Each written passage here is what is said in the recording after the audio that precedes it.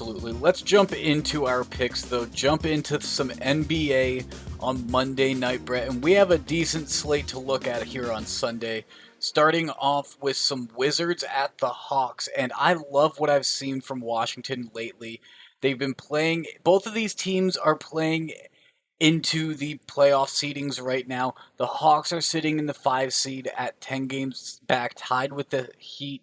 But the Wizards, they're sitting in ninth. They have a little more heat under their bottom than the Hawks do. So I expect the Washington Wizards to come out strong. Russell Westbrook and them to contain Trey Young in this. And the Wizards +6.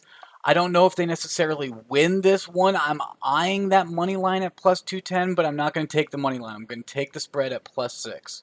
All right, Higgins. Yeah, Wizards have been great. Russell Westbrook, 1 game away from passing Oscar Robertson for most triple doubles of all time. He's currently tied with him. It's funny if Bradley Beal scores 40 points in this one, Higgins, you can chalk it up as a Wizards loss. Uh, for some reason, anytime that man scores over 40, that team loses. It makes no sense whatsoever, but I guess you're looking for Bradley Beal to be held to 39 points or less, Higgins, and then you can get a nice safe win there. Well, if Russell Westbrook can get his triple double, maybe that prevents Bradley Beal from getting his 40 points, and we can see a Wizards win or Wizards kept to a +6. Who knows? I like the pick with against the Hawks. The Hawks don't necessarily have as much heat under them compared to a team sitting in the 9th seed this late in the season. Fair enough. Well, I'm looking for a matchup in the Central Division, Higgins. Pacers take on the Cavaliers. The Pacers are not dead yet. They've battled some turmoil of late, but Sabonis is back. There's rumors that Brogdon may be back on Monday night against the Cavs as well. That's not official yet. He still may be out by the time you're listening to this, or he may be in. I don't know at this current moment, but we have a podcast to record, Higgins. But all that being said, I like Levert. I like Sabonis. I like that they're playing for something. The Cavs are dead in the water. Their season's done. They also probably have the longest injury list I've ever seen for an NBA team. I mean, it literally feels like 10 people are on it. So give me the Pacers -2.5. I'm not worried about that spread at all. I think the Pacers come out motivated. They're getting healthier. I would not say they're getting healthy, but they're getting healthier. And the Cavs are planning their season for 2021-22. Yeah, this late in the season, it's really important to look at who really needs these wins right now. The Cavs are officially eliminated. The Pacers sitting at that 10 seed, which with the expanded playoffs this season has them in those playing games, but there is a 3-game lead they have over the Chicago Bulls right now.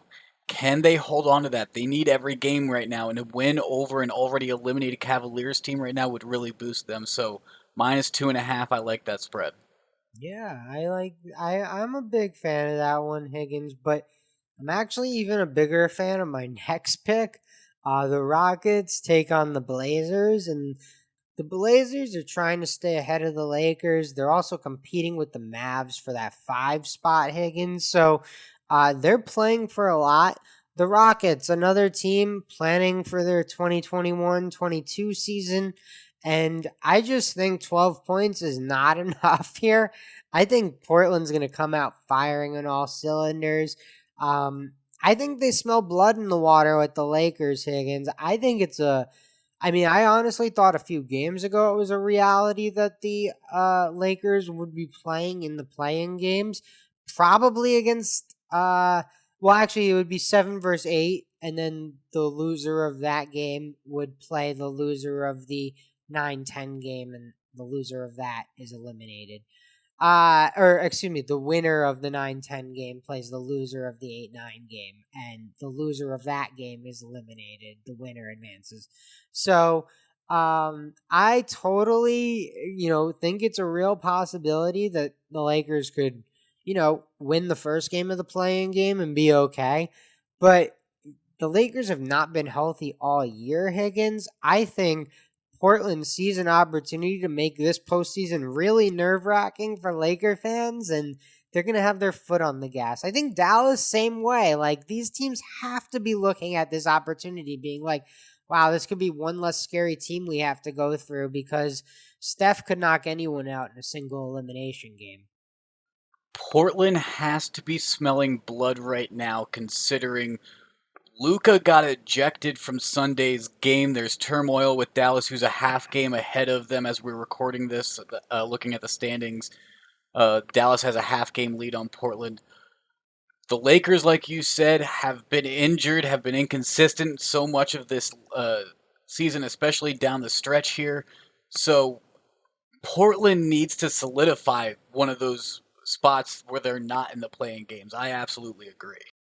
Yeah, I think it's a great opportunity for them, but we mentioned the Warriors a little bit earlier, Higgins. Steph Curry, as hot as anyone in the league, can knock anyone out in the play-in games. I don't think anyone wants to match up against the Warriors, but the Jazz have to match up with the Warriors on Monday night, Higgins. And they don't have Donovan Mitchell or Mike Conley or Jawan Morgan as small forwards. So who's going to stop Steph Curry? Is it going to be Rudy Gobert, who we talked about a little bit earlier, of just being one of the biggest men ever with his wingspan? I don't know. Steph Curry has too long of a range for even Rudy Gobert, I think. So it's going to be really interesting with the Jazz traveling to Golden State. The Warriors at home at slight underdogs plus 120. I like it because the Jazz right now, they're number one seed. The Warriors right now, they're the number 8 seed. They're fighting to find out what seed they're going to be in these playing games potentially. I don't think they're necessarily going to be able to get to safe seeding at 6, so they're going to probably be fighting for these 7 through 10 seeds. If they can get a big win against number 1 seed Jazz right here, then who knows? And with Donovan Mitchell and Mike Conley out, I don't know who's going to stop Steph Curry. Yeah, I think those are fair points you bring up. No Conley, no Mitchell. Those are huge losses for Utah. But I guess the just to play devil's advocate here and give everyone all the information, Bojan Bogdanovic had 48 points in his last game. Joe Ingles is having one of the best shooting percentage seasons of anyone in like ever, like top 10 all time. So the Jazz do still have people that can get it done. Like you said, Higgins, they're going to be a top 2 seed in the Western Conference at the end of the year, and you don't wind up there by accident. Like, you have to be pretty good. So, I think it's fair to call the Warriors dogs in this one, but I also think it's fair to bet on the best player on the court, and that's Steph Curry. Yeah, it should be an interesting game. Who knows? The line at 2.5 seems fair. I think it is going to come down very late. It's going to come down the stretch, and I like it with the ball in Steph Curry's hands there. We'll see.